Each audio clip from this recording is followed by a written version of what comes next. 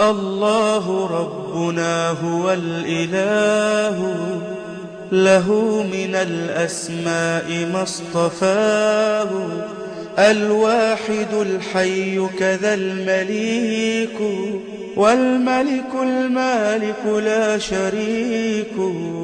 الله رب.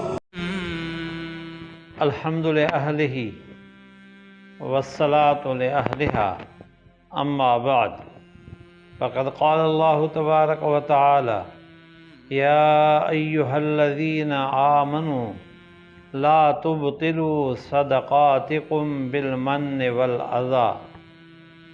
صدق اللہ العظیم۔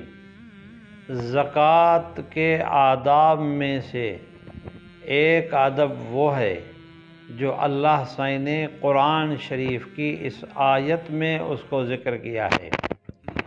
فرمایا کہ فقیروں کو، غریبوں کو، مستحقوں کو زکوٰۃ کے پیسے ادا کرنے کے وقت، زکوٰۃ ادا کرنے کے بعد اس اپنی عبادت کو ضائع مت کرو بالمن، احسان جتلا کر کہ تو وہ ہے جو میرے مال سے پلا ہے، میں نے تجھے اتنی زکوٰۃ دی تھی، ایسا مت سمجھو۔ اور یہ مت کہو کہ تمہارا مدرسہ تو چل ہی میری مال زکوٰۃ کے مال پر ہے، تمہارا لنگر تو چلتا ہی میرے مال پر ہے، احسان مت جلاؤ۔ یاد رکھنا کہ زکوٰۃ ادا کرنے کے بعد اگر تم نے احسان جتلانا شروع کر دیا ہے تو قرآن کہتا ہے کہ تمہاری وہ اعمال، وہ صدقات، وہ زکوٰۃ وہ ساری ضائع ہو جائیں گی۔ فرمایا نمبر 2 والاذی، صدقات اور زکوٰۃ ادا کرنے کے بعد قرآن شریف کہتا ہے کہ کسی کو ایذا مت دو، ایسے کلمات مت کہو، ایذا تکلیف مت دو کہ اس سے خدمت لے لو کہ میں نے تمہیں زکوٰۃ میں اتنے پیسے دیے تھے، اب آؤ میرا یہ کام کرو، میری بات نہیں مانتے حالانکہ ہم نے تمہیں اتنے گزشتہ رمضان میں اتنے پیسے دیے تھے۔ فرمایا کسی کو زکوٰۃ دے کر اس کو ایذا مت پہنچاؤ ورنہ تمہاری زکوٰۃ ضائع ہو جائے گی۔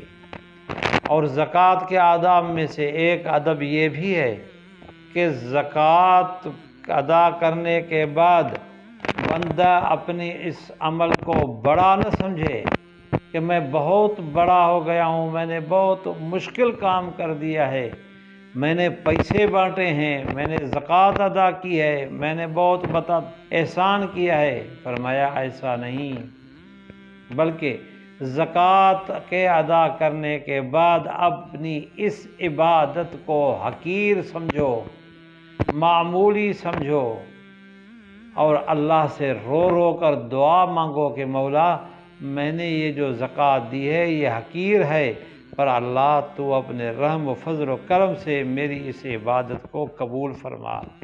فرمایا رو رو کر اس عبادت کی قبولیت کے لیے دعائیں کرو، جب قبول عبادت ہو جائے تو پھر وہ نجات کا ذریعہ بن سکتا ہے، اگر وہ قبول نہیں ہوتا اس کے دروازے پر تو وہ ہمارے ہلاکت کا ذریعہ اور سبب بن سکتا ہے۔ والسلام۔